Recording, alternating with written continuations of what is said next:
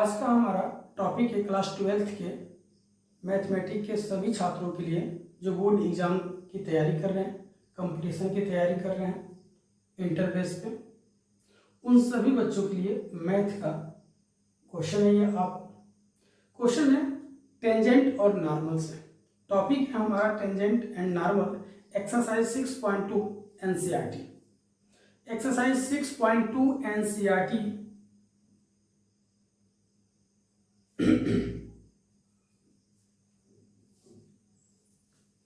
Class 12th के सभी student के लिए जो मैथमेटिक्स की तैयारी कर रहे हैं, चाहे वो कंपटीशन की तैयारी कर रहे हो 12th बेस पे, वो यूपी बोर्ड के स्टूडेंट हो या सीबीएसई बोर्ड के स्टूडेंट हो, उन सभी छात्रों के लिए नॉर्मल और टेंजेंट से संबंधित प्रश्नों को सॉल्व करेंगे हम और उसका जवाब आपको देंगे।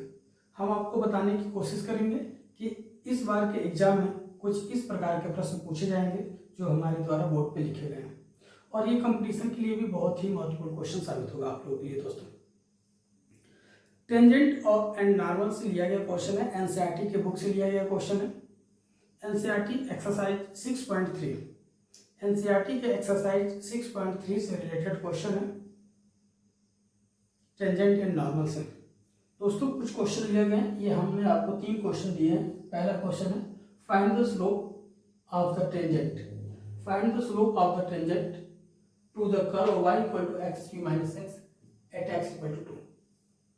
दूसरा है find the point at which the tangent to the curve y equal to under root 4 x minus 3 minus 1 has its slope 2/3।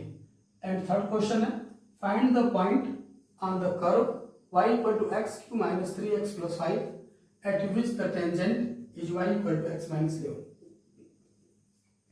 दोस्तों, अगर वास्तव में आप लोगों को ठीक ढंग से मैथमेटिक्स की तैयारी करनी है, मैथमेटिक्स की तैयारी यानी एग्जाम में, बोर्ड एग्जाम में क्वेश्चन कैसे सॉल्व किया जाता है, ये हम आपको बताएंगे।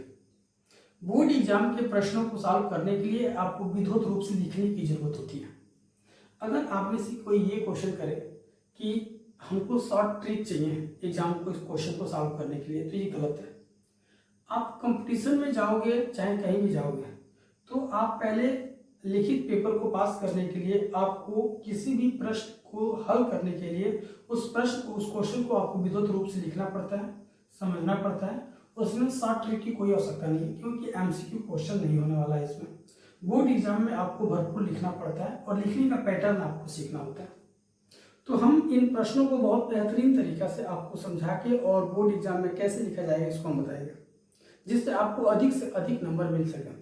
क्योंकि एग्जाम में राइटिंग बहुत ही मायने रखती है और कोई भी क्वेश्चन हो उसे बहुत ही पूर्ण रूप से रिप्रेजेंट करना पड़ता है, बहुत ही बेहतरीन तरीका से उसको प्रदर्शित करना पड़ता है। जब किसी प्रश्न को आप जवाब के रूप में बेहतरीन ढंग से उसे प्रदर्शित करेंगे तो एग्जामिनर को बहुत ही खुशी होती है आपको नंबर देने में, और खास करके आपकी लिखावट बहुत ही मायना रखती है, यानी राइटिंग बहुत ही सुंदर होनी चाहिए।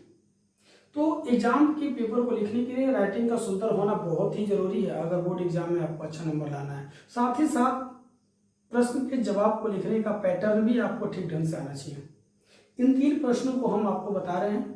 ये 3 प्रश्न आप अपने दिमाग में नोट कर लीजिए, रट लीजिए, भरोसा रखिए कि अगर बाय द वे ये प्रश्न नहीं ही पूछा तो इसी के बेस पर, इसी के आधार पर ऐसे ही प्रश्न पूछे जाएंगे जिनको आप सेम टू सेम वैसे ही सॉल्व करेंगे जैसे हम आपको बताएंगे। पहला क्वेश्चन है दोस्तों, हल करते हैं, ध्यान दीजिए। फर्स्ट क्वेश्चन सॉल्यूशन, पहला क्वेश्चन का सॉल्यूशन। क्वेश्चन है find the slope of the tangent to the curve y equal to x cube minus x at x2। मतलब फाइंड द स्लोप, हमको स्लोप फाइंड करना है, झुकाव फाइंड करना है, स्लोप। देखिए,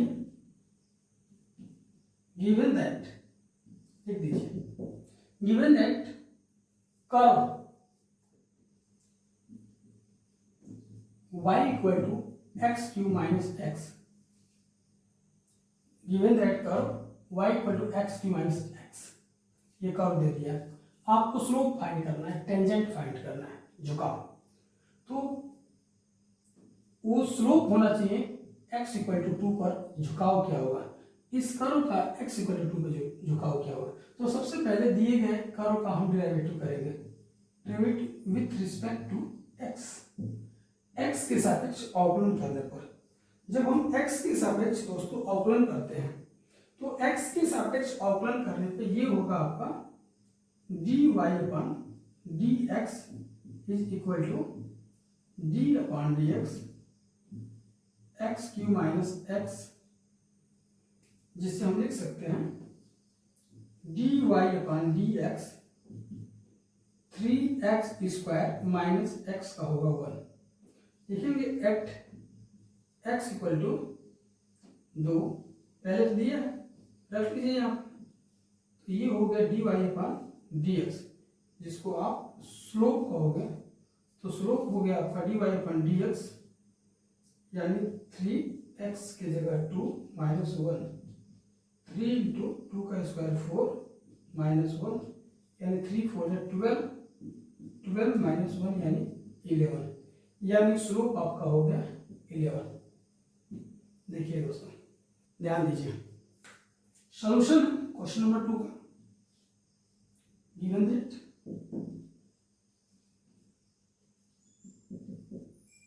दिया है। आप लिखेंगे दोस्तों y equal to 4x minus 3 minus 1। इसमें स्लोप दे दिया है, यहाँ पे स्लोप ये है, आपको स्लोप दे चुका है। स्लोप का मतलब dy अपॉन dx, ये स्लोप है जो दे दिया है दोस्तों 2/3। ये आपका फंक्शन है। सबसे पहले हम इसका डेरिवेटिव करेंगे, लिखेंगे derivative with respect to x। तो ये होगा dy अपॉन dx, यहाँ लिखेंगे d अपॉन dx ब्रैकेट में, इसको हम लिख लेंगे 4x माइनस 3 और रूट को 1/2 लिखेंगे और ये माइनस का 1। अब dy अपॉन dx के जगह दोस्तों 2/3 रख सकते हैं। इसका अवकलन करेंगे तो ये 1/2 होगा 4x माइनस 3 1/2 माइनस 1 और फिर 4x का 1 और 3 का 0 हो जाएगा और माइनस 1 का 0।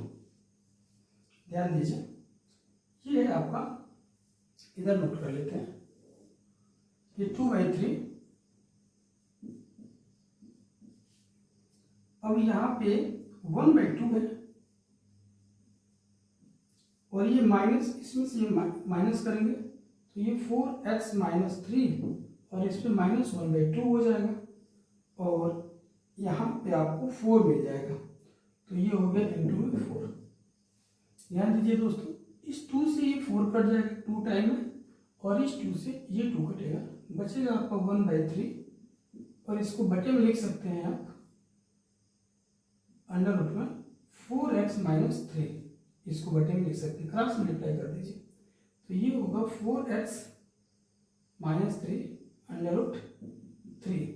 अगर दोनों साइड के स्क्वायर करते हैं तो इधर रूट खत्म हो जाएगा 4x माइनस 3 और इधर इस 3 का स्क्वायर करेंगे 9 हो जाएगा। इसको अगर इधर करते हैं 4x इक्वल टू 9 प्लस 3 यानी 4x इक्वल टू ये होगा 12, 4 से 12 कैंसिल हो जाएगा 3 टाइम में यानी x इक्वल टू 3। दोस्तों x इक्वल टू 3 हुआ। अब देखिए x इक्वल टू 3 और हमें पॉइंट फाइंड करना है। पॉइंट फाइंड करने के लिए हमें करना होगा, ध्यान दीजिएगा, वेल जब x इक्वल टू 3 तो कर्व में y इक्वल टू, जो ये आपका कर्व है 4x की जगह आप 3 रखिए माइनस 3 और ये माइनस का 1, y इक्वल टू ये 12 हो जाएगा माइनस 3 माइनस 1 यानी y इक्वल टू 9 माइनस 1 यानी y इक्वल टू हो जाएगा दोस्तों यहाँ पे 3 और माइनस 1, 9 का स्क्वायर रूट 3 यानी y इक्वल टू 2। अब y इक्वल टू 2 यानी x इक्वल टू 3 और y इक्वल टू 2, तो आपका पॉइंट हो गया 3 और 2। ये जो अंडर रूट में से 9 बाहर निकला है ये प्लस और माइनस दोनों कंडीशन में आ सकता है ऐसे। तो अगर हम x√3 को प्लस में लेते हैं तो 3 में से 1 माइनस करेंगे 2 होगा। अगर इसको माइनस में लेते हैं तो -3 और ये -1, ये माइनस का 4 हो जाएगा। तो यहाँ पर एक दूसरा पॉइंट तैयार होगा आपका 3 - 4। तो ध्यान दीजिए दोस्तों, find the point at which the tangent to the curve y equal to √4x - 3 - 1 है इट्स स्लोप 2/3। तो इस क्वेश्चन को हमने सॉल्व किया और इसमें पॉइंट फाइंड करना था। तो इसका पॉइंट 3, 2 एंड 3 - 4 हो सकता है। ये आपका आंसर। ओके, ऐसे आप आसानी से क्वेश्चन सॉल्व कर सकते हैं। Find the point on the curve y equal to x³ - 3x + 5 at which the tangent is y equal to x - 11। Find the point. यहाँ देखिए दोस्तों, लिखेंगे गिवन दैट, सभी क्वेश्चन में लिखना पड़ता है। दिया एक कर्व है आपका y equal to x³ - 11x + 5। कह रहा find the point on the curve y equal to x³ - 11x + 5 at which the tangent is y equal to x - 11। ये टेंजेंट कहलाएगा। इसको लिखेंगे derivative with respect to x, ऐसे भी लिख सकते हैं, derivative with respect to x। इसका डेराइव करेंगे dy/dx होगा, 3x² - 11 होगा और ये 5 का 0 हो जाएगा। यहाँ आपका dy/dx हो जाएगा, x का 1 होगा और 11 का 0 हो जाएगा। दोस्तों ध्यान दीजिए, dy/dx is equal to 3x² - 11 और ये होगा dy/dx is equal to 1। dy/dx की वैल्यू यहाँ की ये और यहाँ पे 1 है। इन दोनों की अगर कंपेयर कर दें एक दूसरे से तो ये होगा दोस्तों 3x² - 11 इक्वल टू 1 है। यहाँ से 1 ले लेंगे। इसको अगर इधर करते हैं तो 3x² माइनस इक्वल टू 11 + 1 यानी 3x² इक्वल टू 12। इसी इंटरसेक्ट करते हैं, ये 4 होगा। x इक्वल टू √4 यानी x equal to ±2, x equal to +2। अब हमें पॉइंट फाइंड करना है दोस्तों। पॉइंट को फाइंड करने के लिए x की जगह एक बार +2 और एक बार -2 रखेंगे तो y की वैल्यू आ जाएगी। ध्यान दीजिए, इफ अगर x इक्वल टू 2 देन ये कर्व ले लीजिए तो y इक्वल टू हो जाएगा, x की जगह 2 रख लीजिए, -11 × 2 + 5 यानी y इक्वल टू 8 - 22 + 5। इन दोनों को अगर ऐड करते हैं 13 होगा, 13 और 22 माइनस करेंगे इसमें से, 12 में से 3 माइनस करेंगे 9 होगा, माइनस का 9। तो पहला पॉइंट हुआ हमारा 2 एंड -9। अगर बात करते हैं फर्स्ट पॉइंट ये, और दूसरे पॉइंट की बात करते हैं तो लिखेंगे इफ अगर x इक्वल टू -2 देन अब हम x की जगह -2 रखेंगे तो ये होगा y इक्वल टू -2 का क्यूब 11 × -2 और +5। ये होगा y इक्वल टू -8, ये प्लस हो जाएगा 22 और ये +5 -8 और इन दोनों को ऐड कर देंगे 27 और y इक्वल टू 17 से 8 माइनस करेंगे 9 हो जाएगा और यहाँ 1 यानी ये हो जाएगा आपका 19। तो यहाँ एक पॉइंट हो गया आपका दोस्तों -2 और 19, दूसरा पॉइंट ये हो गया। तो इस तरह दोस्तों ध्यान दीजिएगा, क्वेश्चन नंबर 3 सॉल्व हुआ।